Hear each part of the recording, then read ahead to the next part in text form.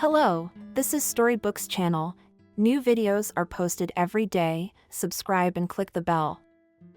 An early call on a Sunday morning can drive anyone crazy, and instantly. As much as Susan was always ready to help, she jumped up from her bachelor couch in a frenzy. She threw on a brightly colored silk robe that was about to slip off her shoulders and rushed to the door to pour all her indignation on the caller. Whoever the early visitor was, now he would get the full measure of it. But the girl had to not only hide her anger, but also to worry about the newcomer. In the hallway stood her best friend and part-time neighbor Helen. When Susan saw her face in the door peephole, she began to twist the lock with shaking hands, but as always in such cases, it did not open for some reason. Finally, Susan swung the door open and almost screamed in Helen's face. "What's wrong?" "Thomas isn't well." Helen looked at her friend in surprise. "He's fine. What are you doing?" Susan exhaled and invited her in. "Come in, since you haven't slept since 7 o'clock in the morning." Her friend's behavior was not quite usual. Usually she fell on the sofa near the table and waited for Susan to serve tea or make coffee. But Helen never stopped chatting, looking in the refrigerator for goodies and asking Susan questions. In short, she behaved as if she were at home. And today even her steps were slow, giving away the girl's embarrassment. "How are you?" she asked, not boldly, finally, after some fumbling on the sofa. "What do you mean, how?" Susan's eyes widened. "I was asleep, and you got up at the crack of dawn." Considering the fact that only a few hours had passed together, it was a very strange question, without substance, as their former higher math teacher would say. Looking at her friend carefully, Susan realized that the matter was not clear and asked, "Why did you come here?" "Susan." Helen looked at her with the most honest blue eyes she had ever seen. "Susan, let me go to the sea." Susan looked into that purity and blue and was silent. "Why do you look at me like that?" "I've been taking ducks out for 3 years. Thomas this, Thomas that. I'm sick of it. I want to take a vacation, and Matthew has already bought the tickets, booked the hotel. I'm expecting such romance, mountains, sea, buffet, and you're ruining my mood with your sour face." "Helen, how can you not be ashamed? He's your husband." Susan was kind, but honest and fair. Her friend's cheating while her husband was alive was not just unpleasant, but disgusting. These conversations between friends had been going on for a long time, and Helen had reacted to them just as she did now. "So what? I'm a human being too, and I need positive emotions, otherwise I'll languish. I'm already completely feral. I've turned into an old woman. People go everywhere, go to the sea, have a vacation, but me." Helen almost cried. She felt sorry for herself. "Well, Susan, you won't refuse me, will you?" "I still don't understand how it's possible. Thomas is not stupid. He understands everything. He'll know you've gone off with your lover. I don't care. Maybe then he'll realize what I'm sacrificing." "Helen, you're playing with fire. Have you forgotten who makes your money? Even now that Thomas is in a wheelchair, you're on his payroll. You haven't forgotten that his bright head gives you everything. And you don't work, and you still don't work. Why do you reproach me with a piece of bread?" "Of course I don't work. I'm probably married, taking care of him. He must be an invalid. He needs a nurse." Helen's mood changed 100 times in half an hour. Oh, Helen! She always knew how to defend herself, and now she squinted her eyes and smiled predatorily. "Are you in love with my invalid husband? You're worried about him, confess." Susan, suddenly blushing, shook her head negatively. "You're such a pest." Helen had no intention of backing down. "Well, if you don't want to, then don't. I'll find out. Obviously, there are some services. Can't I find a nurse in a big city for 10 days? And she walked proudly out the door with her snub nose. She made Susan so angry with her snide question that she said angrily, "There's no need to call anywhere. I'll look after Thomas." Helen smiled immediately, as if she had expected nothing else. "That's good. Here are your keys. I'm leaving early tomorrow morning. You can figure it out on your own." Wow! It just popped into Susan's head. She took the spare keys with her. She was sure that I would help her deceive her husband. As Susan saw her friend off, Susan almost regretted her sudden decision. Helen was gone as quickly as she had appeared. It was for her impetuosity and determination that Thomas had fallen in love with her 5 years ago, choosing one of her 2 girlfriends. Helen and Susan had always been close, but modest Susan had never been noisy, not particularly witty, and Helen's determination was far from her. The reason they were friends was probably because opposites attract. Helen, with her violent temperament, sometimes had to be restrained. Only Susan could do it. Even Helen's mom would ask her, "Susan, do your best to talk her out of that pimplay Ethan. He'll cheat and dump her, and we'll have to deal with her tantrums." And indeed, it turned out that Ethan, whom Helen was crazy about, had a family and 2 children. Susan was able to prove it to her friend, who was already dreaming of getting married to a handsome man who was having affairs with everyone. Helen, in turn, was also not a dependent Susan kindness. She helped her with housing. When she became friends with a foreign modest girl in her first year, invited her to her place. Susan lived in the dormitory during her sophomore year, but their friendship was so strong that now Helen could stay in her room overnight, especially on those evenings when there were dances nearby. The friends shared their joys and sorrows, but they were not lucky enough to fall in love. They fell in love with the same guy. Thomas studied at a prestigious specialty in their institute, 2 courses older. He was enthusiastic about his future profession, and he was prophesied a brilliant future. The slender, handsome man was a dream of any girl, but he was not attracted to them at all. He was always busy with business. It can be said that Helen herself took the initiative, and he first succumbed to the charm of blue-eyed, cheerful girl, and then fell in love with her. Helen and Thomas were married rather quickly. Helen's family organized a wedding fun, rich, for fellow students. It was a real holiday, including a feast of the belly, which is important for the poor, knowing the granite of science. The party was long and lavish, and who could escort the bride down the aisle? Susan, of course, was a witness at the wedding. The girl tried to smile and pretend that she was having fun, although the cats were scratching at her soul. She tried not to look in the direction of the groom all evening. As soon as she noticed that he was showing interest in Helen, Susan immediately stepped aside. How could anyone get in the way of the maid of honor? Susan, of course, continued to communicate with Helen all the following years. They are friends, but at their home tried not to be at their home. It must be said that she was lucky to have a place to live. In a small hut on the outskirts lived her distant relative, who was either a 3rd or 4th cousin of her grandmother. Susan, out of the kindness of her heart, began to visit the old woman at the request of her relatives. She had never seen Kathy before, but they became friends. Very soon the positive and hardworking girl became the right hand of the old woman, who had long been difficult to leave the house. Kathy was not very ill and died in her sleep. After burying her relative, Susan found out that she had become the owner of her house, and her friends, the newly married couple, had just bought a house nearby. However, it was almost an exchange, as Thomas had an apartment in another neighborhood from his parents. Susan visited them only when she knew for sure that her friend's husband was absent. It was very hard to see Thomas looking at Helen with loving eyes.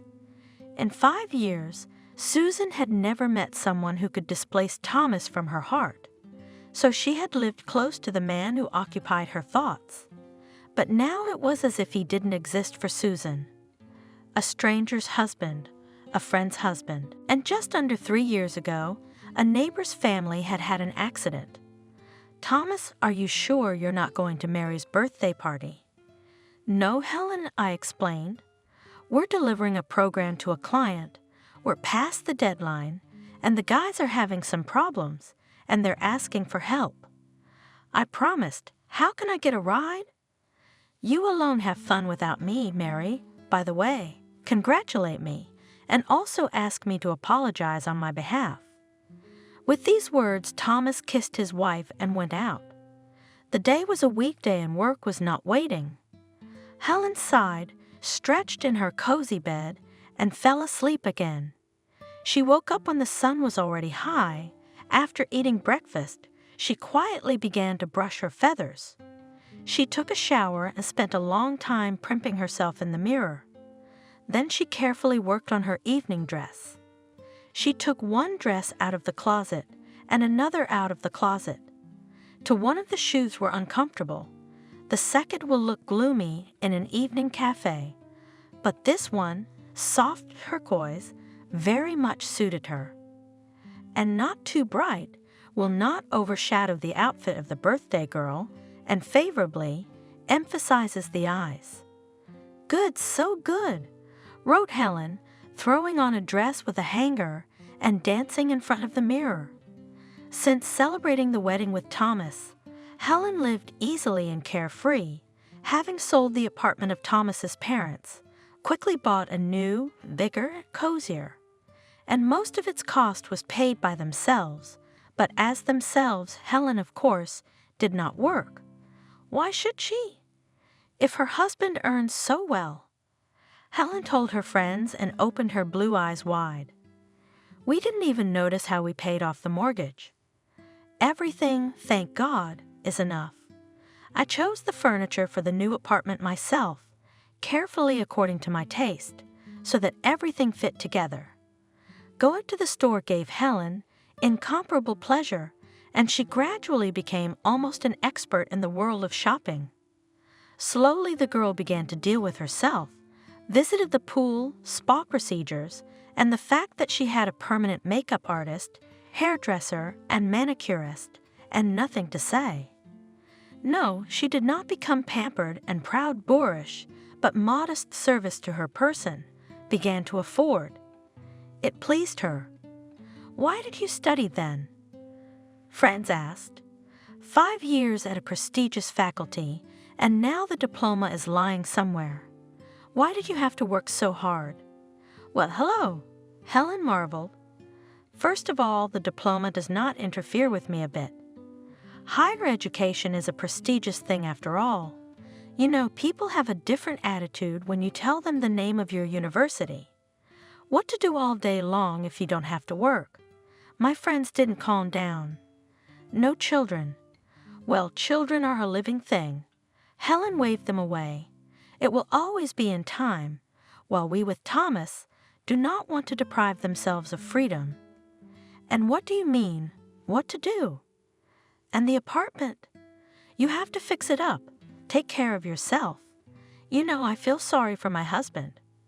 You come with him somewhere to a banquet, for example, or on the anniversary of his leadership, and he has a shaggy wife with rough heels and burrs on the nails. I'll embarrass him. And he's not a laborer, he's the head of the department, by the way. So it should be his look, not yours." Arguing interlocutors. "Yes, of course." Helen laughed. "The king makes the entourage. Have you heard such wisdom, girls? And the husband makes successful who? The wife. That's me. I'm the reason Thomas rose." However, soon Helen's friends became quite different. Just like herself, spa and shopping enthusiasts. Those former ones had to earn money. They had no time to listen to the petty troubles of a well-off lady. Helen didn't care about them at all. She spun in a whirlwind of previously unavailable pleasures. No, of course, her parents had provided her with the best of everything before. An only daughter, how could they spoil her? But there was no waiting around, no begging. Thomas entrusted her with all the family bookkeeping and did not interfere in economic affairs, and Helen, with her irrepressible energy, just what she needed. She didn't squander her husband's money, no. There were calculations, but for herself first and foremost. Today, on Mary's birthday, their common old acquaintances gathered, and subconsciously, Helen wanted to surprise everyone, to look the best, to have fun, to prove to who knows who that she lived a wonderful, full life. Preparing for this event took some creative effort on her part. Finally, she was ready, and that's when the phone rang. "Hello. Yes, I paged you. I'm on my way out." And Helen, humming a cheerful song under her nose, ran out of the apartment to the entrance where a cab was waiting for her. Thomas came home from work late at night. Helen was still out. The house seemed empty without her. He dialed his wife's cell phone number. "Honey, how are you? Did you have a good time?" "Oh, Thomas, I'm so glad you're free. It's been a long holiday. It's been a lot of fun, but I'm tired. If you come with me, it will be wonderful." Thomas laughed. There she was, his wife, having fun and tired. How he loved her childlike spontaneity and inconsistency. "All right, I'll be right there," he answered. "Then we'll have tea together." The restaurant was noisy, smoky, and somehow not festive. Entering the room, Thomas involuntarily wrinkled his nose. He had never liked eating establishments, and he considered restaurants, if not a breeding ground for vice, then certainly a haven for idlers. "Handsome, come to us." A well-drunk girl with smeared eyes clung to him. She grabbed him by the elbow and began to pull him towards her laughing friends of the same obscene appearance. Another time. Carefully but firmly withdrawing her arm, Thomas said. He found Helen at the bar, where most of Mary's guests, the staunchest ones, were already seated. The rest of them were too drunk to try to do anything on their own. Only a few more sober couples were stomping around in the middle of the room, dancing to the soft music of a small orchestra, and the orchestra, consisting of an accordionist, a trumpeter, a couple of guitarists, and a drummer, and the dancing couples, and even the bartender of the bar, though torn by customers, seemed to be tired and trying to portray life from the last effort. Helen decided to have a coffee, feeling that she needed to chase away the hops a little, but the decision was risky, and she had been fending off inebriated company for a long time. Her husband showed up just in time. It had to be said. "Thomas," Helen shouted excitedly when she saw him from afar. "There's my husband." This was meant for the drunken blonde, who tried to drag her to the dance, trying to combine clumsily drunken gallantry with brute physical force. "Husband full of peers," yelled one of the blonde's friends. "No, this is not our husband. We do not want such a husband. Come on, honey, I'll show you the sky and diamonds." Mumbled in the meantime, barely standing on his feet, the hapless suitor, and dragged Helen by the arm, not worrying about hurting her. "Come on, boss. Get her out." Cheered on by the jackals surrounding the blonde. "We're going out tonight. Take the girl." "Let her go," softly said Thomas, coming close to the blonde man. He looked at Thomas, unable to realize what they wanted from him, and stubbornly continued to pull the girl by the arm away from the bar. "What are you doing, kid?" A more sober-looking man, a forehead of absolutely criminal appearance, with tattoos on his fingers, moved at Thomas. "You got your paw on the boss." He made an imperceptible movement, and Thomas lost his balance. He struggled to stay on his feet and retaliated, But immediately the other cronies took the fight in a ring. Hands, heads, and bodies flashed in the smoke, and a woman's shrieks and screams were heard. A multi-armed, dense tangle of men's bodies appeared next to the bar. Helen couldn't see, but she knew that Thomas was somewhere down there, under that pile, and she called out to him. "Thomas, Thomas!" The guard blew his whistle, and in an instant the whole gang disappeared from the hall. Only Thomas was still lying on the floor, bleeding underneath. "Thomas, open your eyes, Thomas!" shouted Helen, leaning over her husband. Her friends tried to calm her down. "I'll go with you, Helen," said Mary, who in a way considered herself guilty of what had happened. It was her party that had ended so unhappily. When the ambulance arrived, she helped Helen onto the stretcher on which Thomas had been placed.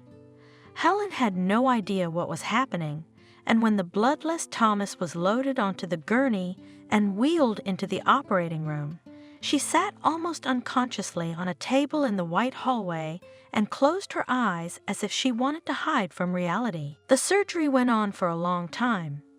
The surgeon came out to the exhausted Helen. As long as he sleeps, life is out of danger, but the drunken bully's knife had damaged her vertebrae. The doctor hid his eyes. "When can I pick him up?" Helen asked, not realizing the danger of the situation. "Not soon, I'm afraid." The doctor began to wipe the glasses unnecessarily. For a long time he needs absolute peace. And what? Helen impatiently fixed her eyes on the doctor's frowning face. "Your husband won't be able to walk yet." "What do you mean he can't walk?"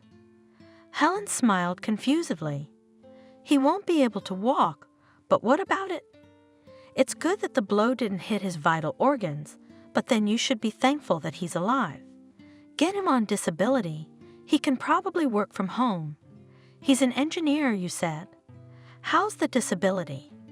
Helen was just heartbroken. "Maybe someday, but for now, your husband needs your help. Your care and kindness will help him recover, of course, but a full life is out of the question." Helen felt as if she had been replaced, and she went to doctors and institutes, but in vain. Susan, when she heard about the accident, came running to her old friend, and now she was always near her. She empathized with her so much, helped to prepare Helen's apartment, everything for Thomas's discharge, advised her how to arrange the house so that both of them would be more comfortable. She helped in word and deed. It made her heart bleed to think of Thomas. A beautiful and clever young man, now he would be trapped inside the walls of the apartment. And what kind of ordeal would he endure in the hospital room and the operating room? Susan could think of no one else. Her heart still belonged to him alone. She watched Helen's efforts to help her husband regain his health with envy, but also with joy. May he be happy at least in what Helen could do. Thought Susan, and one day said, "Helen, I didn't even realize you had such a heart. What a good girl you are. All that worry means you love Thomas very much. What are you talking about? What the hell kind of heart? Don't you realize I have to live with an invalid, a half-man? I don't want to.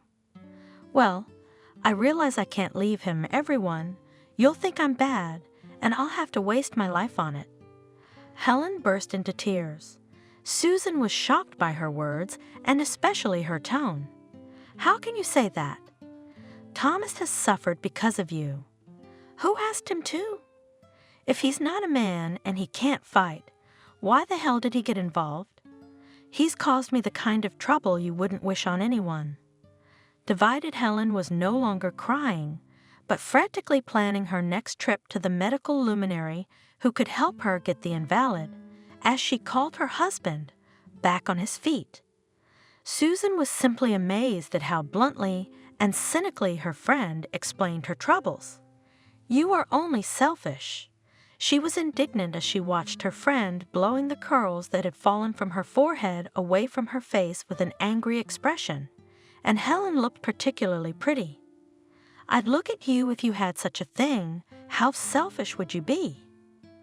In Helen's beautiful eyes, there were angry tears.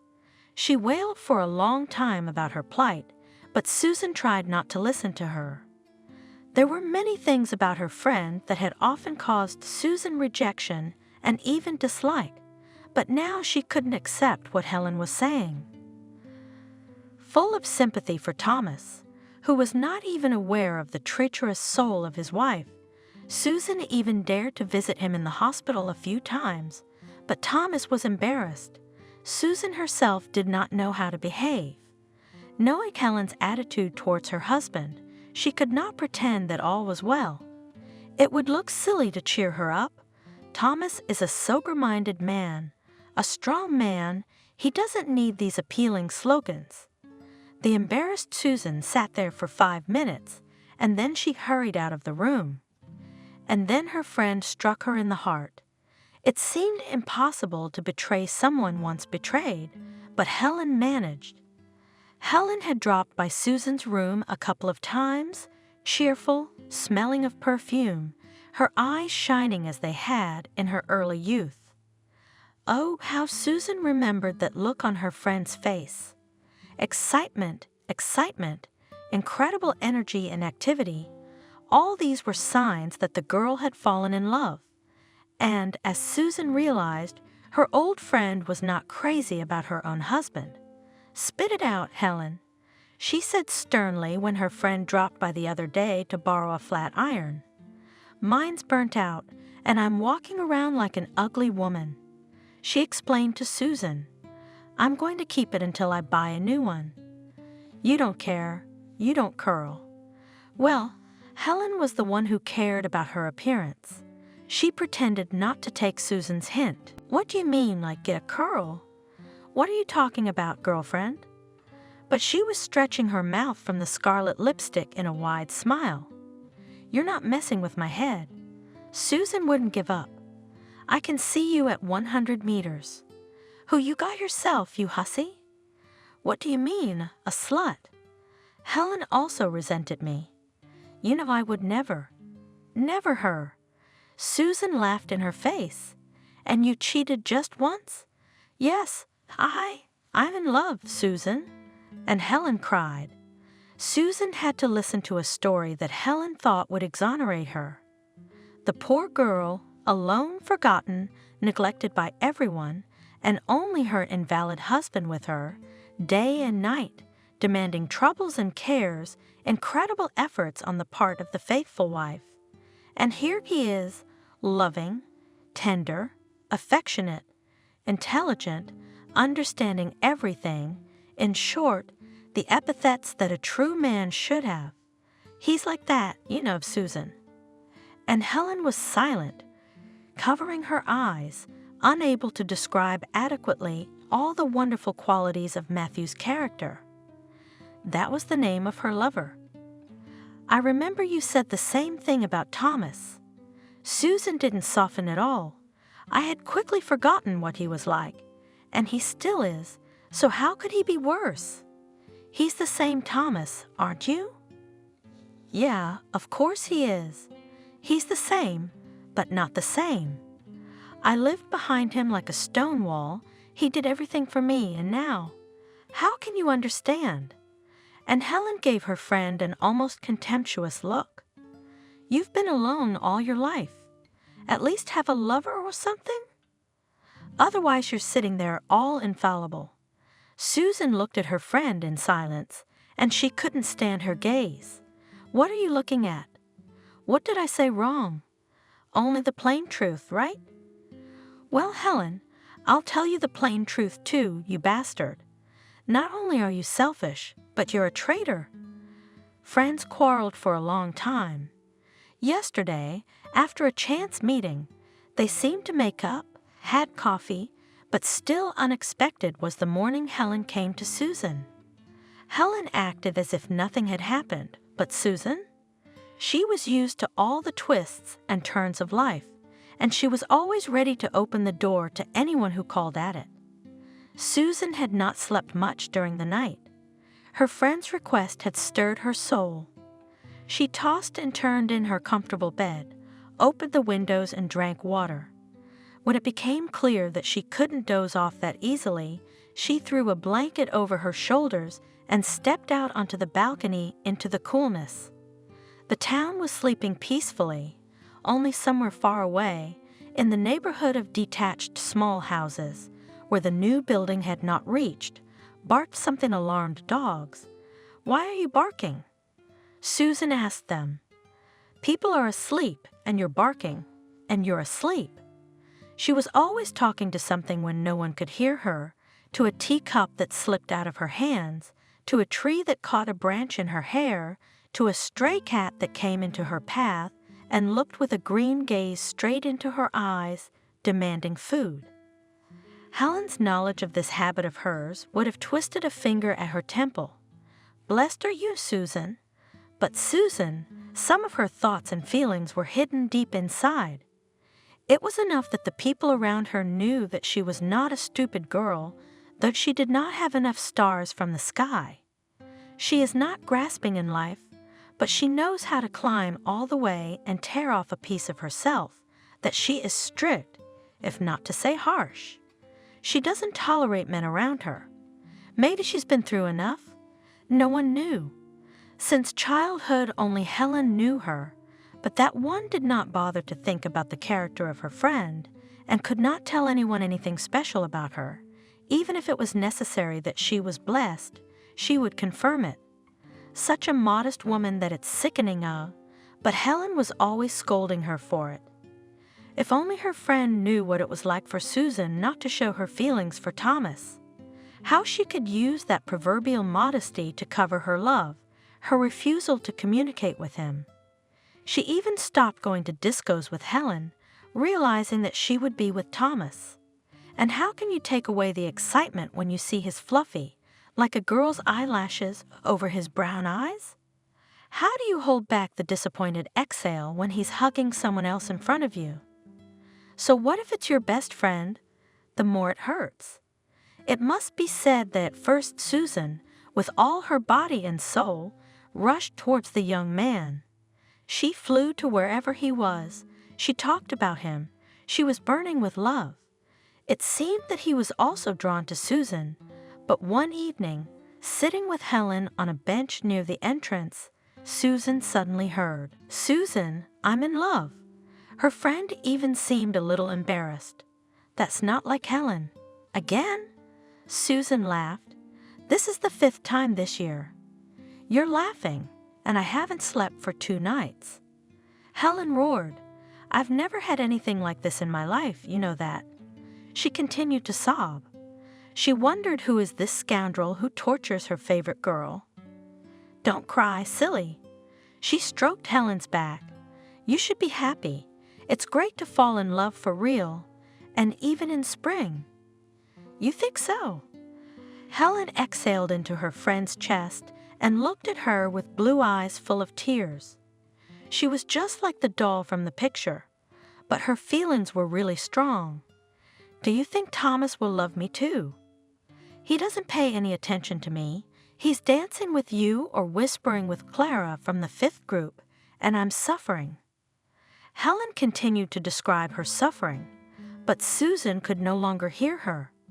After Thomas's name was called, it was as if she had been hit on the head with something terribly heavy and dull.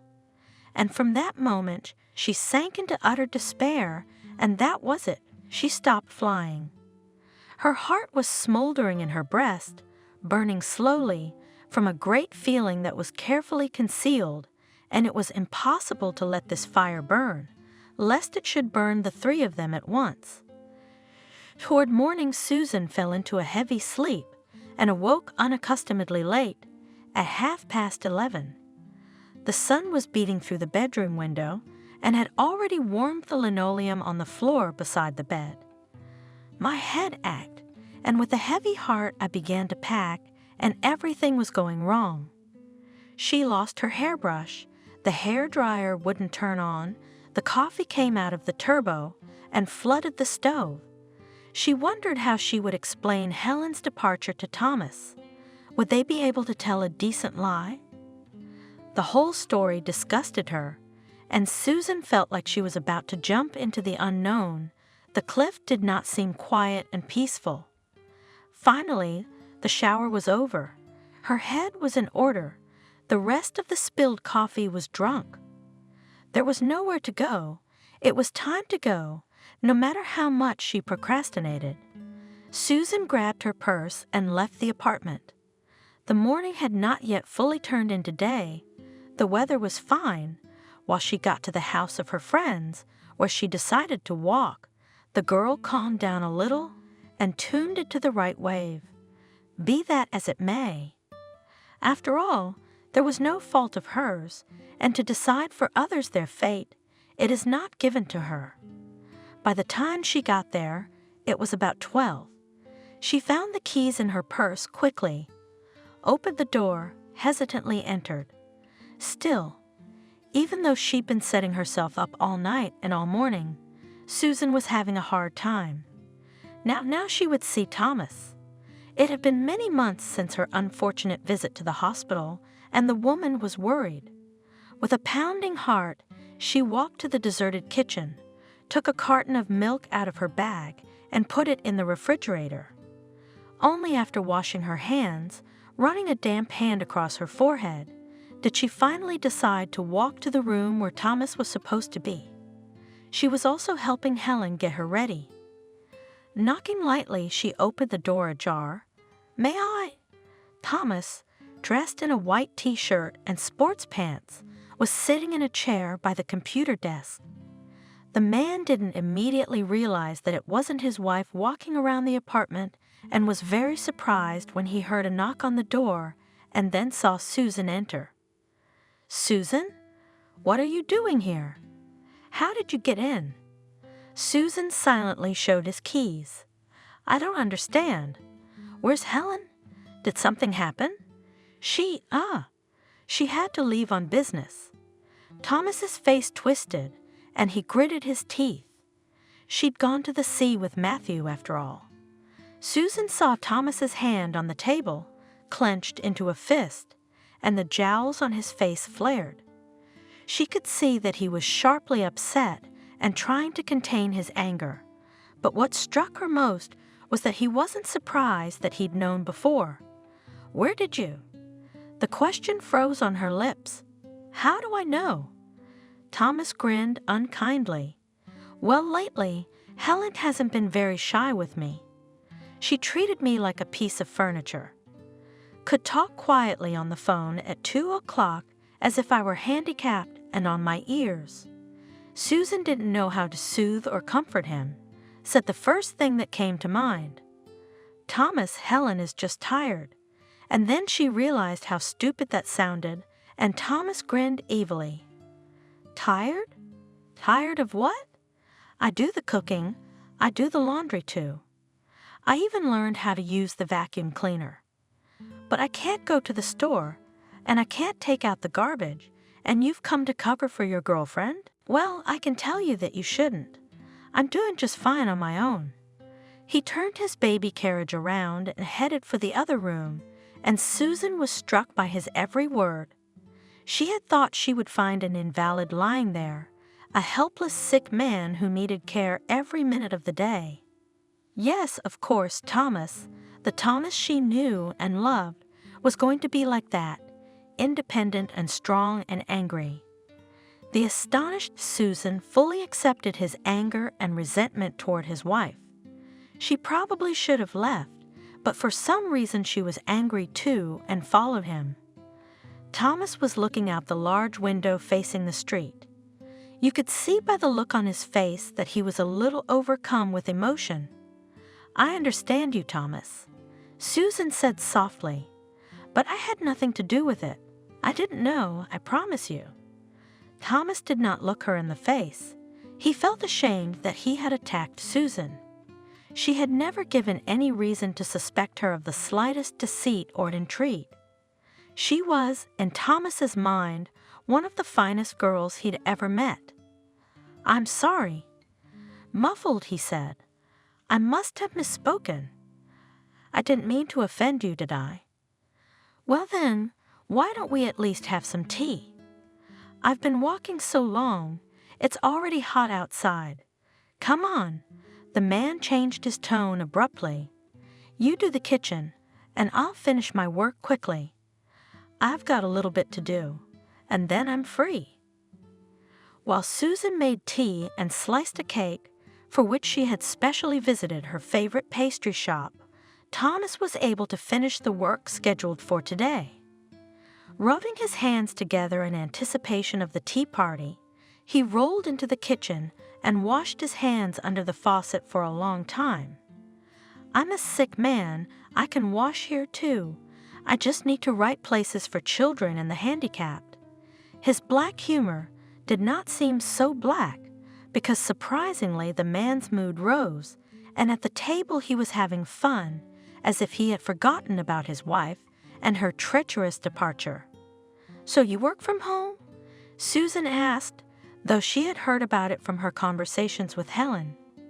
Susan, you know that work is more important to me than anything else. Thomas answered and looked her in the eyes for the first time. Susan knew.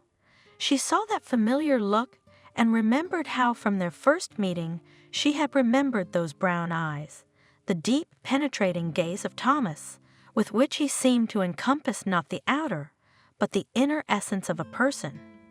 How then did it happen that their life together with Helen turned out so unsuccessfully? Or was it all to blame, the fateful incident in that very restaurant be damned? She involuntarily averted her eyes so as not to betray her feelings and asked, "And how do you get the assignment, and how do you manage to work with the group? After all, your guys probably continue to work as before. There are no problems." Thomas answered with a noticeably more cheerful tone. "We used to talk on the internet a lot if we had to make a decision. The machine, as he called the computer, stayed on 24 o'clock. That's what you do. I remember one night I dreamed of an important move, jumped up to the computer, and even Skype had to be used to wake Jack up. The two of us were working it out, his wife yelling at me for not letting us sleep, Helen yelling at me. Then Thomas goes quiet, and Helen comes to mind. Susan had to invent a simpler topic to distract him from his sad thoughts. Do you ever go outside? You're like Schumacher in your wheelchair, aren't you? No, I'm mostly on the balcony. Thomas shrugged it off. Why not? The weather's so nice out. A street is a street, and there are neighbors, and all sorts of animals and birds. Susan was puzzled. There's a staircase on the first floor that I can't climb by myself. I don't want to ask anyone. What about Helen? She's at home. Well, Helen, she's always busy. She says you can get some air on the balcony. It's nothing. I'm often on the balcony, especially in the evening. Susan, to be honest, didn't understand. Helen had always told her that she was almost carrying pots for her husband, but it turned out to be the other way around. She knew her friend's habit of justifying herself, no matter what the circumstances, but to make up such a brazen composition, to elevate herself to the rank of Sister of Mercy, it's too much. While Susan was digesting the information she had received, Thomas had quite deftly dragged the dishes to the sink and had already begun to name them. Susan took a dish towel and began to wipe the cups, standing next to him. How about after tea we go for some air? A walk in the park? He looked at her in surprise and happily agreed. They were having fun. Thomas was joking with himself. I'm the beneficiary today. I have to look good. He pulled one t-shirt after another out of the closet, then looked at Susan and discarded it. No, that won't do. We have to have the same color scheme. Why is that? Susan wondered, amused by the man's grip on the pile of clothes. Why not? Let everyone see that we are together. There must be an ensemble in everything, even in clothes. The blood rushed to Susan's cheeks. Silly, innocent jokes, but she was still relieved and pleased that he had at least united in this way. Opening all the windows wide open to air out the apartment in their absence, they moved into the hallway. The elevator, then the proverbial stairs, which, with Susan's help, they overcame almost imperceptibly. And now they were in the park. Fresh wind, bright greenery, birds chirping. Thomas had a look of bliss on his face. He easily rolled his stroller along the sidewalk, and Susan walked beside him and did not even notice that he was not walking beside her, but sitting. She had no thoughts that he was an inferior, defective man. What kind of a handicapped man is he? He is the smartest, the most beautiful, and the best. Susan settles down on the bench. Thomas stops his stroller across the street so he can see her face. "Oh my God, Susan," he said, covering his eyes. "You just made me so happy. Do you realize that?" He looked at her again with that penetrating gaze of his. "It's the first time I've been this happy in years. Do you know what it's like to walk outside? I don't care if it's in a stroller. It's happiness to sit in the sun, and if it was raining, I'd be happy in the rain, and if it was windy, you'd be wet in the rain and cold in the wind." Susan laughed, not letting him finish. Now she didn't remember how worried she had been before she came. All thoughts of what and how she would explain it had crashed into Thomas's simplicity. She was at ease with him, as if there were no years that had passed, her anguish about him being someone else's husband, and she had finally made up her mind. "Thomas, I probably shouldn't ask that question. Helen is my friend, but I don't understand what's holding you back. You're so independent, aren't you?" "Yeah, I feel sorry for her. She's not used to work. She's not used to life. But she's adapted." He grinned again, bitterness showing through his smile. "Now I don't even know what to do." "But you love her, don't you?" I used to." Thomas grunted, embarrassed, and turned the conversation to something else. There was an inner tact that her friend Helen lacked, thought Susan, looking at Thomas's smiling lips and changing face. She laughed at his jokes, said something to him, while she herself didn't quite understand even the topic of the conversation. She was simply enjoying these precious hours of conversation with the one who from the first day of their acquaintance had been the only one to occupy her thoughts and feelings, but the evening chill was beginning to be felt. "What's up, Goose?" Susan addressed Thomas affectionately. "For a first walk, I think that's quite enough, don't you?" "I would have stayed here, Susan," he confessed, "but I'm afraid you're too strict. You'll punish me for breaking the regime." "How would I punish you?" Susan laughed. "Not serving dinner? So you're the one with the mustache." Again with jokes and laughter, we started on the way back. A light dinner seemed enough for both of them. Thomas was tired from the fresh air. Susan, who had been sleep-deprived and worried all this time, had not taken care of anything substantial.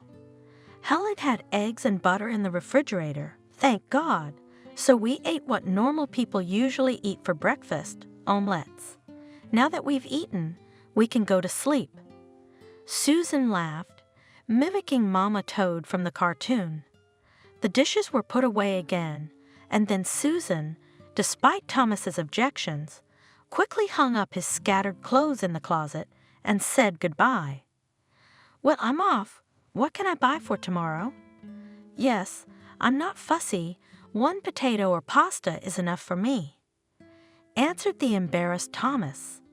He was uncomfortable, a grown man, but he was sitting and waiting for a stranger, a beautiful woman even more so, to bring him groceries. "All right, then it's up to me, okay?" Susan smiled. "I'll come over right after work. Okay, good night." "Good night, Susan," Thomas replied affectionately. "Thank you, you know." He looked away embarrassed. As Susan walked home, she had so many thoughts on her mind. Why hadn't Helen left at least the basic necessities? Why hadn't she even thought to give money or warn her that there was nothing in the house to cook with? Why? But she shoved all these economic endeavors away from her and began to sing quietly to herself a long-standing song. Couldn't she just be happy that she was alive and well? That she spent almost the whole day with the man she loved. Even if he was a stranger's husband, Susan had not trespassed on him in any way, but they had had that day, well, even if it was only half a day, but what joyful hours it had been. She looked at Thomas, admired him, listened to his voice. Susan walked on and could not feel her feet, immersed in the depths of her own happiness. She was sure she would not sleep again for a long time tonight. But as soon as she was in her bed, she fell into a happy, serene sleep. It was not surprising that Thomas had not slept that night. He had a lot to think about. Why did his and Helen's life have to be like this? After a day spent outdoors with Susan, the man felt like the past was just a dream. He seemed to have a second wind today. Everything was refracted now through these half-days. Peaceful, full sun and sky, hours, time that was adorned with good, not burdensome conversation, bird chirping. In fact, today he was finally breathing fully for the first time since that fight in the restaurant. For the first time, he was truly enjoying life. Why aren't you happy? Helen used to pick on him. But why? Why aren't you rejoicing loudly? I am rejoicing loudly. It's just you listening quietly. Thomas laughed and admired his beloved, beautiful wife. She opened her blue eyes wide and began to tease him again. You, Thomas, are just a babaca. And she would laugh. Everything seemed funny to her then. Jokes, fun, the constant companions of youth, and they both had the same habits. They liked the same songs, movies, were friends with classmates. Common friends, just as noisy and mischievous, often gathered at their homes, singing songs to the guitar, dancing. There were times when one of the guys, Thomas's associates, in the midst of the fun took out a pen and a notebook from his pocket and sketched some entertaining scheme. He would show one, and the others would immediately follow. Often the evening continued in the hall, where under the screaming record, shouting the singer, the guys furiously discussed the details of the drawing. And the girls, later brides and wives, with an understanding look at their cavaliers, sighed and went to the kitchen and continued their hen party there. For Thomas and his friends, work was the meaning of life, a hobby, a mission. Helen got used to this character of her husband, especially since this work brought excellent material results. The young engineers had time to work and have fun. Helen did not feel neglected by her husband's attention. On the contrary, when the guests left, the young couple threw themselves into each other's arms as if they had just met after a long separation. Thomas, are you really happy with me? Naively asked Helen, who could not be fed with anything but a verbal declaration of love. Don't you know? Thomas teased her, who, of course, did not believe the cunning wife, who pretended to be a girl and flapped her eyelashes. Oh, the husband is here, marveled Helen in the evening. And I did not look at the time, and dinner is not yet. Well, nothing. Now we'll think of something. The husband rubbed his palms and started cooking. Helen did her best to pretend that she was ready to help him, but most of the time she ended up sitting across from him and began to act out a funny scene in the store or at the bus stop. Thomas laughed, and meanwhile from under his hands came out another miracle of culinary art. Everyone knows that men are the best cooks. Condescension and forgiveness. Now Thomas saw himself from the outside. He forgave his wife not only cute flaws. Over time he learned to condescend to her small, if not to say petty concerns about the cozy nest. Helen, don't you care what I sleep on, what I eat on, and what I cover myself with? He was puzzled when his wife dragged him to the store for new bedding. Yes, of course not. Again, Helen's eyes widened in horror. Let it be beautiful, Thomas. We've got money, so why not buy nice things? The hostess, who could hardly cook and had no intention of learning, knew what glasses were needed, for what drinks, how to arrange the forks in the order of serving. What dishes, what order? Thomas marveled. What are you talking about, wife? He didn't care much about such trifles, although after work he wanted to eat sometimes terribly. The cookery shop on the first floor of their house was a great help. And then the trouble happened. Thomas knew right away that Helen couldn't take it. Yes, she showed miracles of heroism, recognized, worried, searched for doctors, but Thomas knew everything. Helen wasn't his. It was the elusive movement of her lips, the glance cast at him, the tone she used to speak to him. Not a single person would have suspected Helen of a change in her attitude toward her husband. On the contrary, everyone around admired his wife. His attending doctor used to say, "Well, your wife would bring a dead man back to his feet. I envy you." Thomas, who by Helen's breathing could judge her mood, closed himself up too. Suddenly, the warm ray that connected the couple and made his wife his own and the only one. The husband felt in an instant that Helen had already cut him out of her life, and so it turned out. With the move home from the hospital, Thomas became convinced that he had been right. Apparently, it is true that when a sick person is not under a lot of care, he tries to get back on his feet on his own. At home, Helen relaxed, no longer preoccupied with her husband's health. She no longer believed that he could be helped. She tried to use all the resources of free medicine. While her husband was in the hospital, nannies helped him, washed him, served him, moved him on a gurney, rolled him to the right building for examination.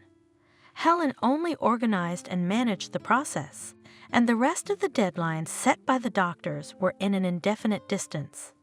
Maybe later? These words of doctors were supposed to inspire faith in the future, but in fact served only as a consolation to the patient and his relatives. To take him out for paid procedures, to take him somewhere in a wheelchair? No. Helen's not ready for that. How can she cope with such a load? And financially, it was not very good. The supplies they did have, thanks to Thomas's occasional foresight, were quickly melting away. Helen's parents had long since retired, and it was impossible to turn to them for help. Some money was raised by the guys at Thomas's office. What next? Thomas realized that something had to be done urgently. He saw the longing in his wife's eyes, watched how she looked in the mirror, and looked at her wrinkles. Once he waited for her to leave for the store, he called a friend. "Hey, Jack, listen, why don't you give me a job? I'll do what I can for now, and then we'll see. You can't just lie there. Your head'll go flat. Oh, glad to see you, old man. You're just in time. We need some help around here."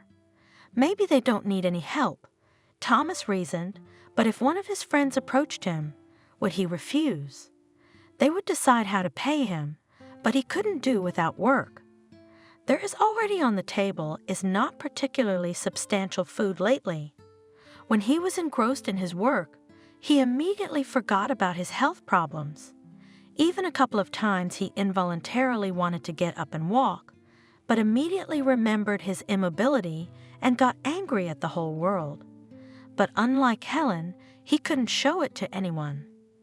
Helen was pitied by everyone. How she takes care of a sick husband, puts her life on the altar of his health. Helen supported this legend in every possible way, giving in and discussing with them diagnoses and treatments. In short, the entire recovery of her spouse, a loyal and strong fighting friend of Thomas.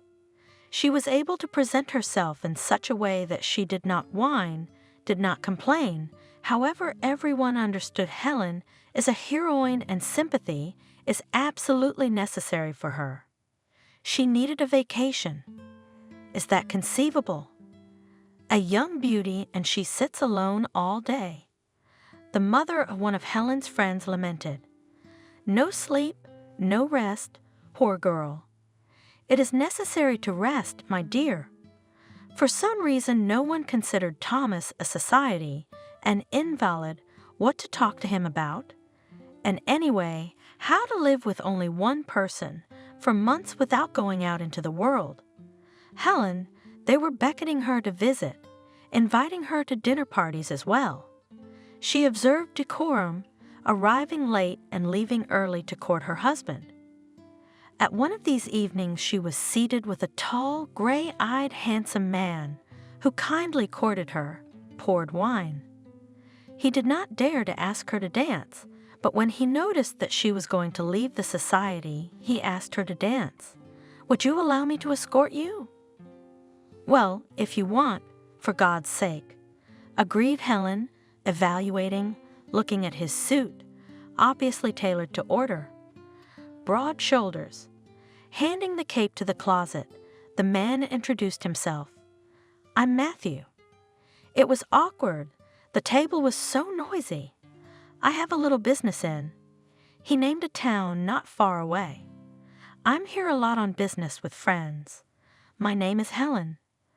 The girl held out her hand and looked Matthew straight in the eye. I know quite a lot about you," Matthew said, bringing Helen's hand to his lips, and remembering all these events, the man sighed and turned from side to side. The morning is wiser in the evening. He finally decided and allowed himself to remember today.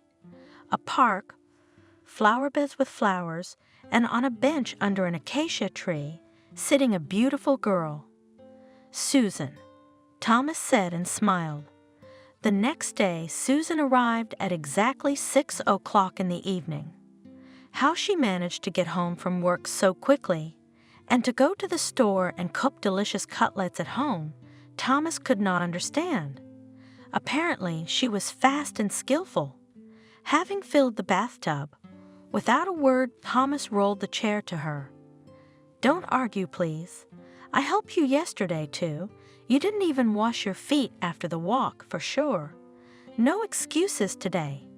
Susan's stern voice sounded more to herself than to Thomas. It was true, they hadn't had time to do that yesterday, and both of them were embarrassed. So today, the girl had to act like freaking Bach from the cartoon. She helped Thomas to undress down to his underwear and get into the bathtub. Thomas, strangely enough, wasn't too shy. What could he do if he was in such trouble? He would have helped his friend just as much. Susan rubbed his back, her trembling hands occasionally touching the smooth skin, checked again that everything was all right, and walked away hiding an embarrassed look. While Thomas washed, she boiled potatoes, mashed them with butter, milk, and garlic cloves, according to her grandmother's recipe. When the steamed and satisfied Thomas was put in the stroller and brought to the kitchen, everything on the table was sparkling. "Am I in heaven?" Thomas exclaimed and began to eat with pleasure. The evening had brought them closer together. Susan lightly ran her hand over Thomas' head as she said goodbye. "Well, see you tomorrow." He caught her hand, shook it, and said, "Susan, you are certainly a bright hope. You know that, don't you?" "What would I do without you?" 2 weeks passed like a day. Susan realized that in 2 days Helen would be back, and then that would be it. When she arrived at Thomas's house in the evening and opened the door, she was pleasantly surprised. The man was cooking something in the kitchen, and the smell was amazing. Susan entered the kitchen with a smile, looked surprised at the table set, wine, handles. Here, decided to say goodbye. "Wow," said the touched Susan quietly. "Let's have dinner. You must try my baked chicken." They both tried to put everything they were thinking about aside and just enjoyed the evening. Thomas was telling some funny stories and Susan was laughing. At one point, she saw Thomas freeze and look at her. Both of them fell silent. That long look revealed to each everything the other was thinking. Susan was looking at him, and Thomas was looking at her. "Susan, don't look at me like that. You're tearing my heart out. We just can't have anything because I'm an invalid. I would never put that kind of burden on you. You're not a burden." Susan quietly knelt down beside him and kissed him. In the morning, Susan woke up to someone looking at her, opened her eyes, and smiled. Thomas. He buried his face in her hair. "Jesus, Susan, what are you doing to me?" They made breakfast together, and then Thomas walked her to the door. "Susan, leave the keys."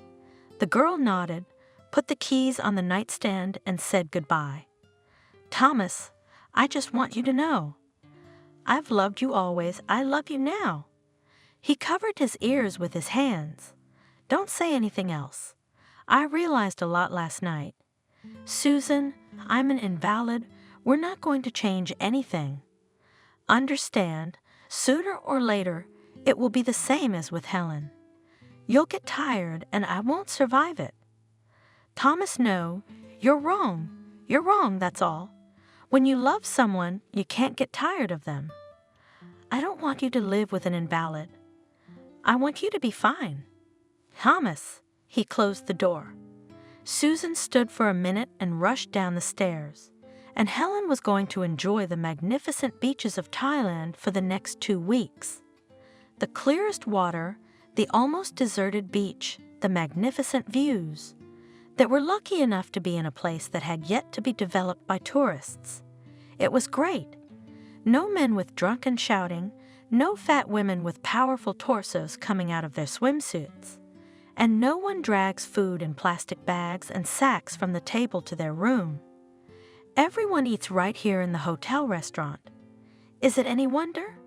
Such beautiful nothing to do. How long had she dreamed of it? And how long had it taken her to get to this point? But that wasn't even the point. And the sea and the beaches and the delicious food were only so good because Helen was here with her friend Matthew. "Matthew, isn't it great?" For the 100th time she asked Matthew, stroking his powerful arms stretched out on the sand. He lazily lifted himself up, hugged Helen, and hummed contentedly, "I feel good with you everywhere, my bunny," and reached for her neck with his lips, despite the fact that it was terribly hot, and any touch on another's heated body was close to death by number. Helen would laughingly move away, Matthew would pretend to reach for her even more, and this game would keep them occupied for quite some time. Then they'd run for a swim, and when the sun was already high, they'd go to the hotel. "What are we going to do today?" Helen asked a riddle and answered it herself. "We are going to lie down like seals and watch some stupid movie under the air conditioner." For some reason on vacation, it's always the stupid movies you want to watch. Matthew laughed. For Helen, vacation was a stretch, of course, but she didn't realize it. It seemed to her that until now she had been in a terrible captivity, for a long time the slave of some villain who had subjugated her to his cruel will. She had told Matthew so of her existence before their acquaintance. And then, at last, my knight on a white horse appeared and broke the fetters by which I was bound. Such pathos and childish thoughts flashed somewhere in the back of her mind, again bringing the girl back to the distant times of childhood and early romantic youth. "Well, yes, my car is exactly white in color," picked up her chattering lover. "What to do? I like light colors.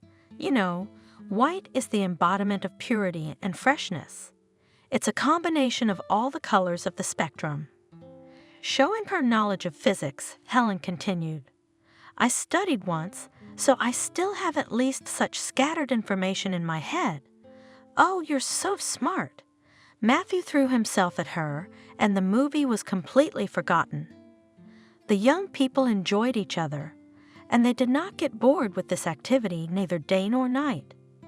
Tired from such a stormy vacation, they fell asleep. Then Helen, who had come to her senses, pushed Matthew out of bed. "Matthew, get up quickly. We're going to be late for dinner."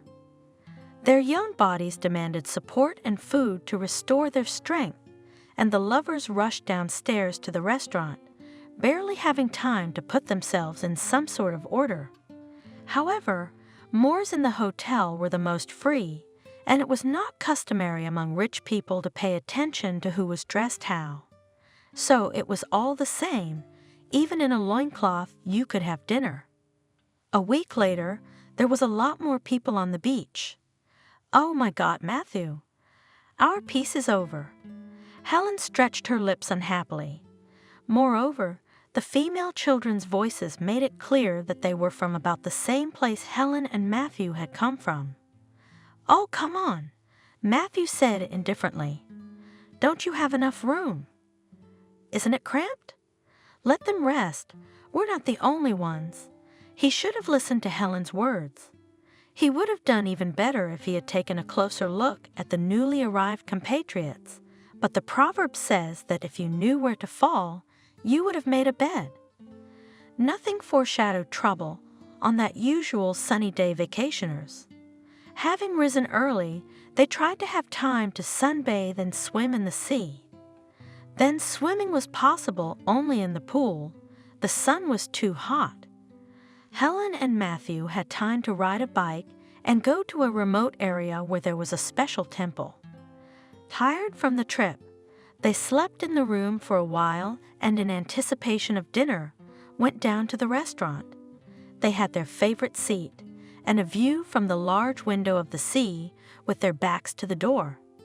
Taking their usual seat, the couple waited for the waiter to bring their order. One of the best evenings of the lovers' lives was passing serenely. Matthew was about to start his coffee when suddenly someone clapped him on the shoulder. Irritation appeared on the man's face instantly, and he turned around to face the impolite passerby. But he had to hold back the scream that was about to burst from his lips. Standing beside him was his business partner, Parker, and this man in the business world occupied a position quite high behind Matthew himself. "Charles?" Matthew opened his arms cordially. "What brings you here?" "The birthday of the heart, as they say." "Hello, Matthew." Charles' voice was rough, as a master of life should be. "Is this where you've been hiding from us?" "I'm calling him. I'm going to offer him a deal, and he's hiding here with his beauty." "This is, as I understand, your Melissa, isn't it?" And he reached out to Helen with a smile, preparing to shake her hand. "Helen." Matthew spoke quickly, and Helen held out her hand to Charles, putting the sweetest smile on her face. "I thought you told me you were married to Melissa, didn't you? And you joked that Melissa was the only one who could save me." Charles was surprised and didn't say anything. "So what's the deal, Charles?" Taking him under his elbow, Matthew tried to steer the conversation away from him. But the moment was lost, and the place for a business conversation looked completely inappropriate. The men stood in the aisle, obstructing the movement of waiters in white uniform tunics, in full view of the entire room. Helen stood completely dumbfounded. The men, of course, could neither move away nor sit down at the table until the situation was clarified, and she decided to be the first to clarify it. Quickly crashing between the interlocutors, she addressed Charles first. "Did you say married to Melissa?" Her eyes bore into the man's. He was confused. "Well, yes, at Christmas. Didn't everyone say hello at the banquet?" Turning sharply to Matthew, Helen almost knocked his head on his chin. "Are you married?" Matthew remained stupidly silent. Charles, too, moved slightly aside in confusion, not knowing how to get out of the unpleasant situation, while Helen's shrieking could be heard throughout the restaurant. You tricked me."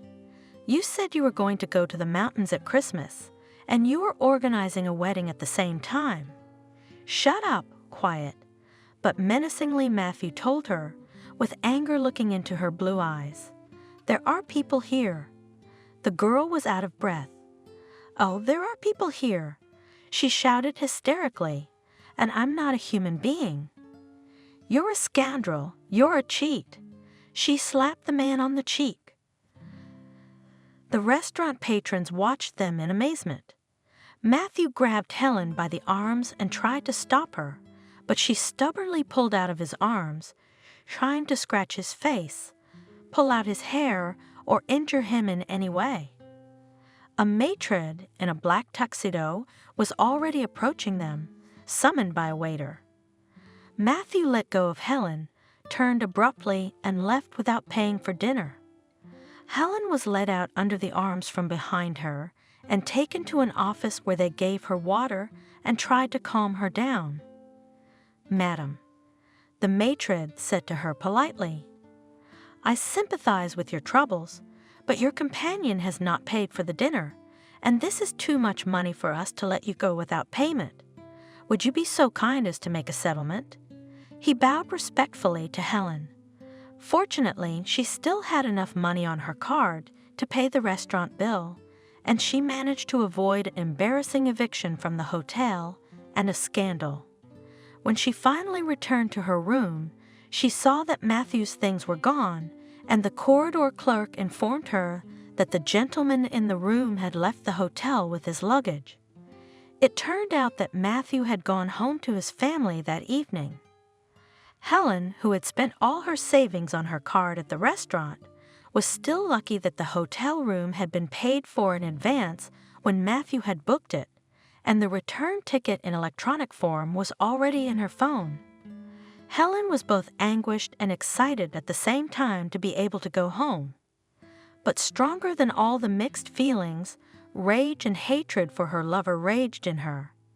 After thinking for a while, she decided to live out the paid term in the hotel. She did not want to change her ticket without knowing the language, but more than this difficulty, she was frightened by the thought that the exchange would require additional expenses. There was only a little money left, she pondered. The breakfasts at the hotel were paid for. She could use her pennies to buy the cheapest food during the day. How much did she really need? Eat better in the morning, go to breakfast later. There's no way she'll be traveling to resorts and beaches anytime soon. At least she could have some fun at the expense of that asshole Matthew. Helen didn't care about the moral side of her affair. The scandal at the restaurant didn't stop her from enjoying a full breakfast alone either. Men, regulars of the restaurant, could not but remember the bright lady who slapped her companion in public, and there were no men willing to approach Helen. And what kind of acquaintance is there in the morning, whether sober or hungover? Of course, all this did not add to Helen's mood. She spent the rest of the time alone, driving away from herself the thoughts of returning home soon. But subconsciously she tuned herself to her old life to meet her husband. She hadn't called him once while she'd been with Matthew, and now calls had become an expense. Nothing. The young woman consoled herself.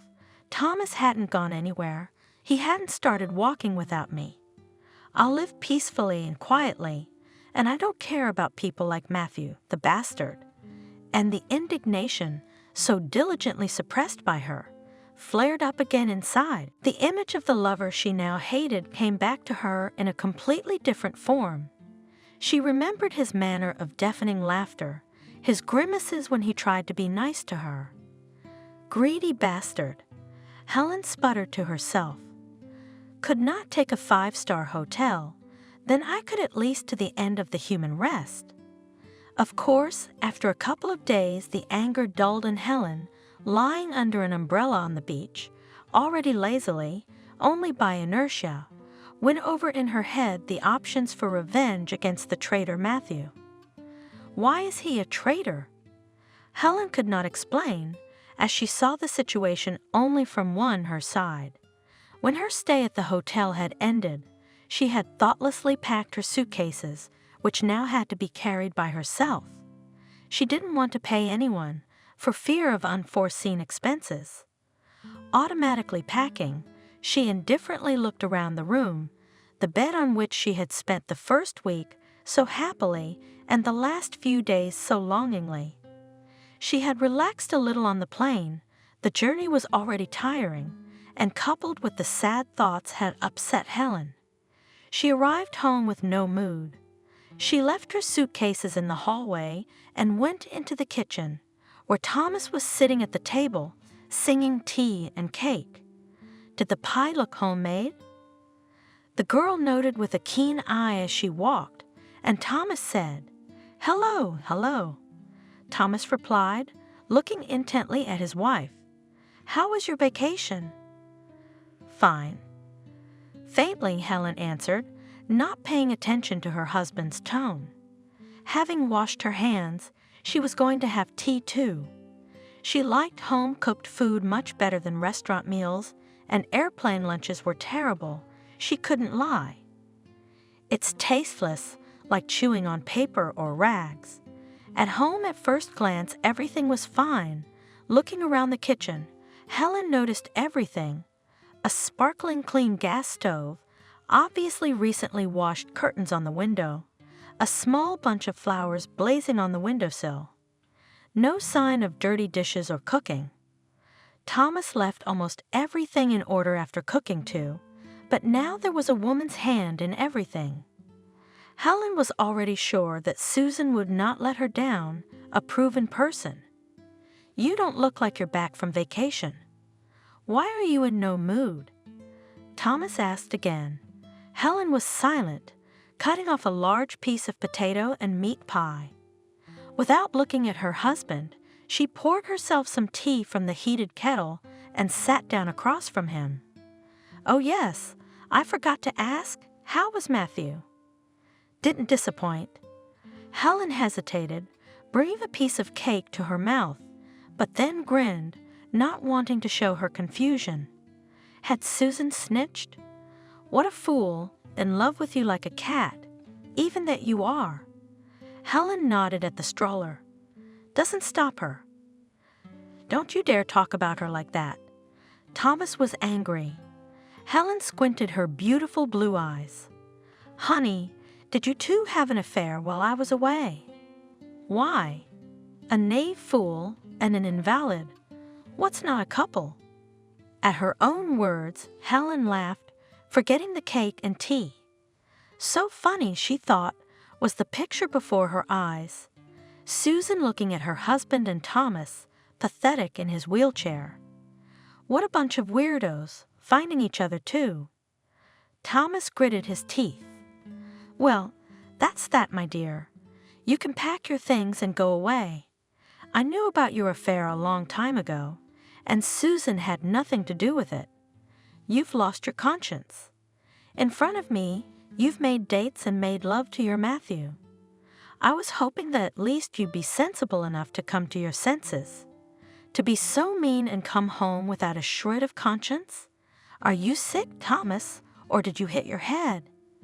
Do you really think Susan's gonna take care of you now? Nobody wants you. You realize what you are, don't you? You're an invalid, a freak, an unfit freak. Do you even realize that?" Helen, heated by her husband's words, didn't remember that she had an unfinished piece of pie in her hand and crumbs stuck in the corners of her lips. With a wave of her hands, she knocked over the hot tea and shrieked, shaking off her dress. Further insults came as if from the horn of plenty. Thomas did not tolerate it and shouted, "Get ready." Helen grabbed the phone. "Hello, Susan. Don't you have anyone else to talk to?" "What are you doing with the inferior?" "I'm laughing my ass off right now. A handicapped man has found a mistress. Now you listen to me. I'm not going anywhere. Don't even try." "What? You're going to move out of your grandmother's house and into an apartment? Don't dream of it." Throwing the phone away, she turned to Thomas with flared nostrils. Don't even think about living in this apartment." She turned to Thomas. "In fact, I'll sue you for maintenance. You're obliged to maintain me." Thomas, as if seeing his wife for the first time, she looked like a witch from a horror movie, beautiful and scary at the same time. Blue flames blazed in her eyes. Her scarlet lips changed their shape, from a sinister smile to a contemptuous curve. Her hair spilled over her shoulders, and the woman was evil incarnate. Thomas even laughed. "How'd that make you feel? You even looked prettier when you started calling me names." "Calm down. Forget about your dreams. I'm disabled, and I got my apartment from my parents.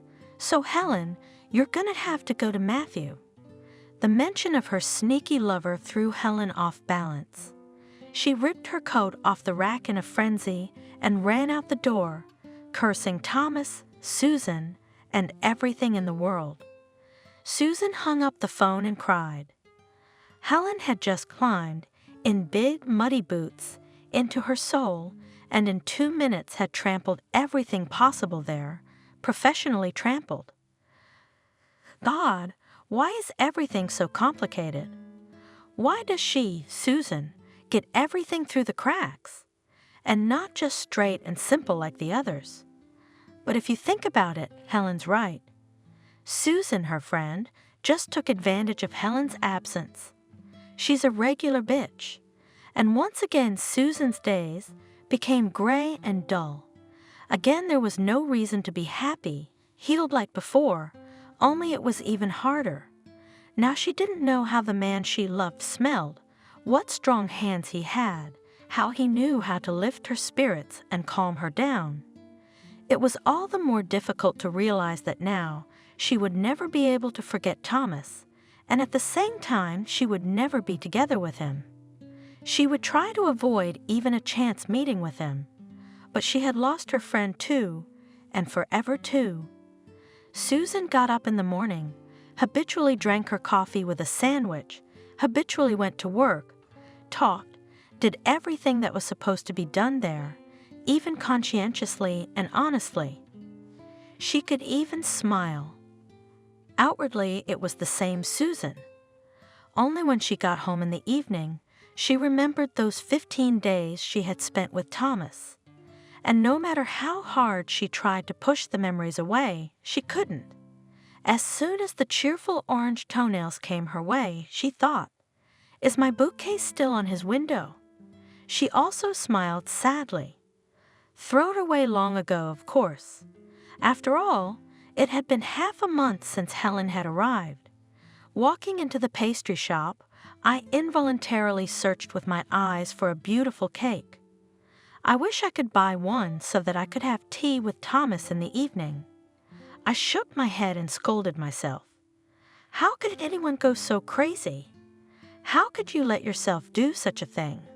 To develop in a couple of weeks an enduring habit toward the man, a habit of measuring everything in the world against Thomas's existence as if he belonged to her. No, it would drive her crazy. Something had to be done. Meanwhile, time passed, changing the pictures outside the window.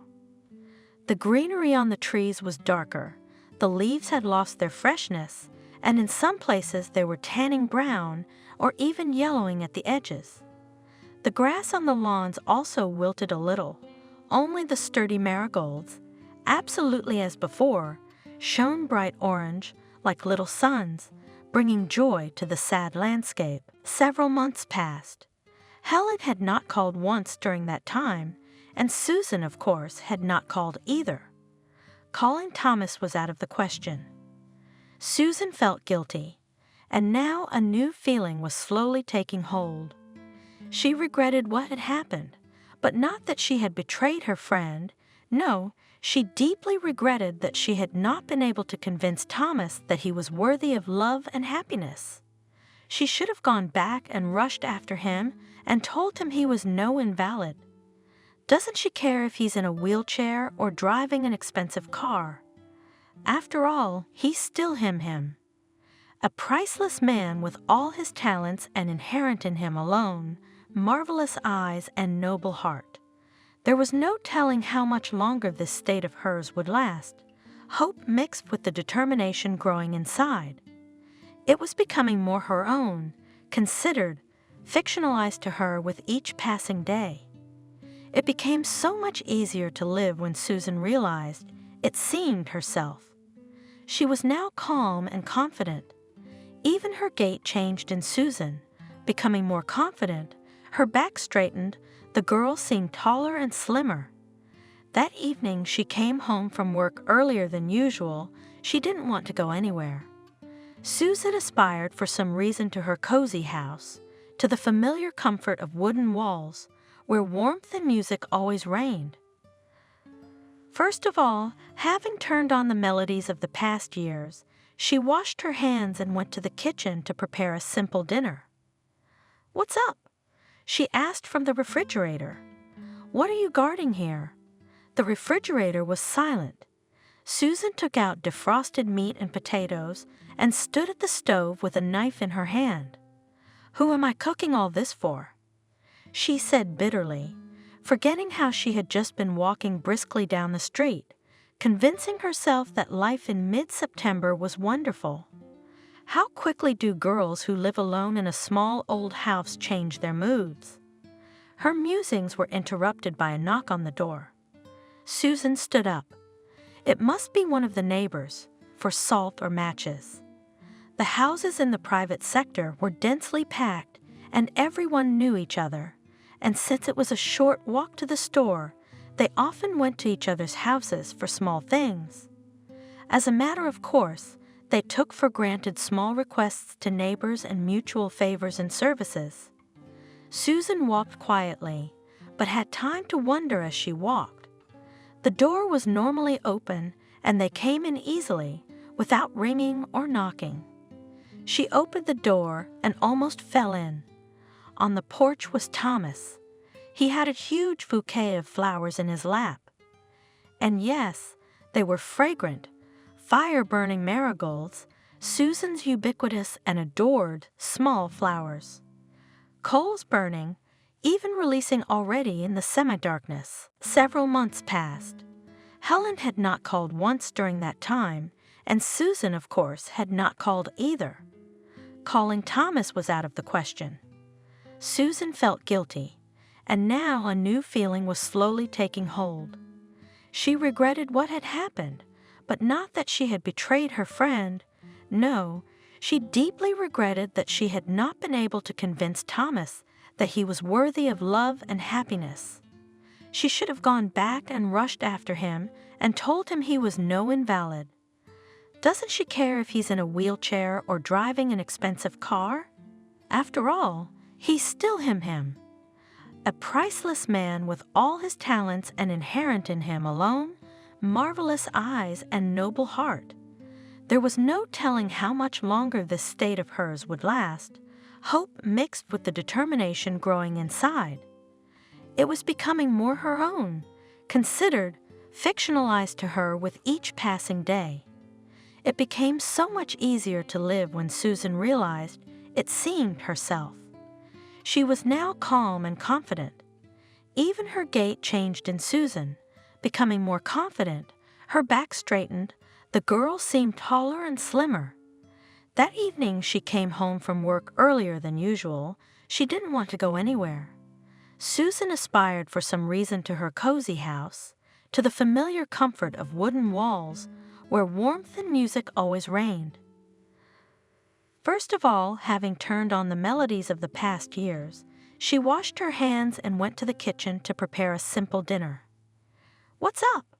she asked from the refrigerator. "What are you guarding here?" The refrigerator was silent. Susan took out defrosted meat and potatoes and stood at the stove with a knife in her hand. "Who am I cooking all this for?"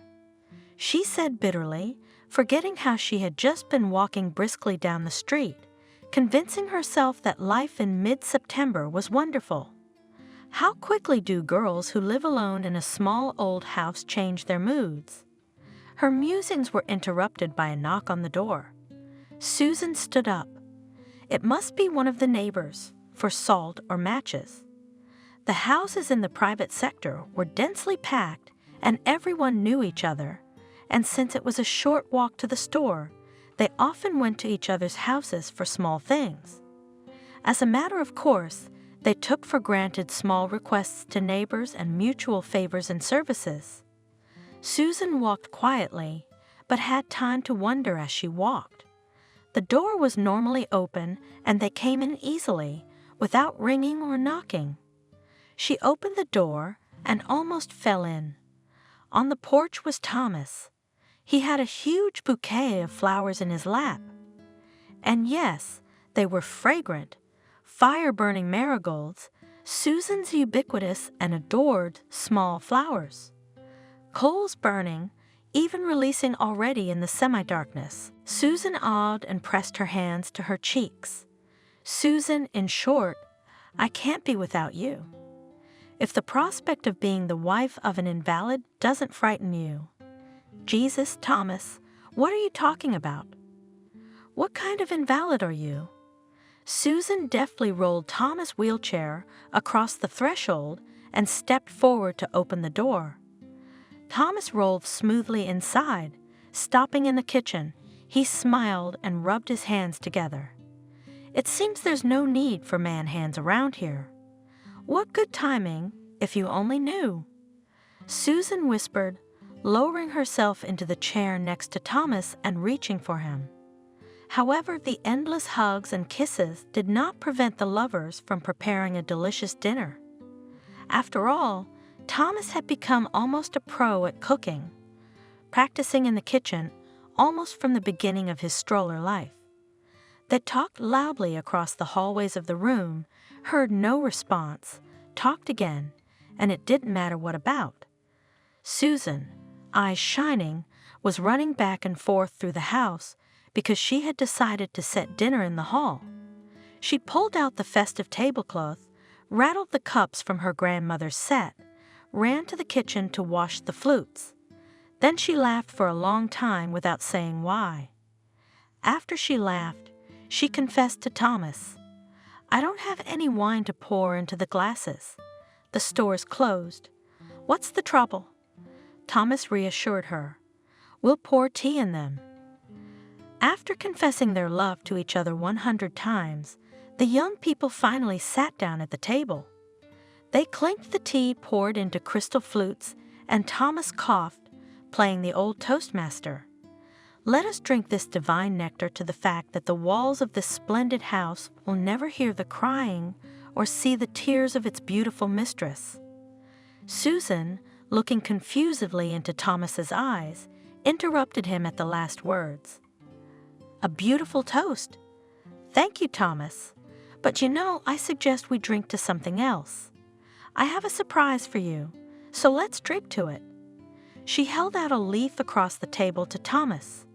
The man took it carefully in both hands and scrutinized it carefully. It was not a clear picture from the ultrasound machine, but a photograph of a new life being born.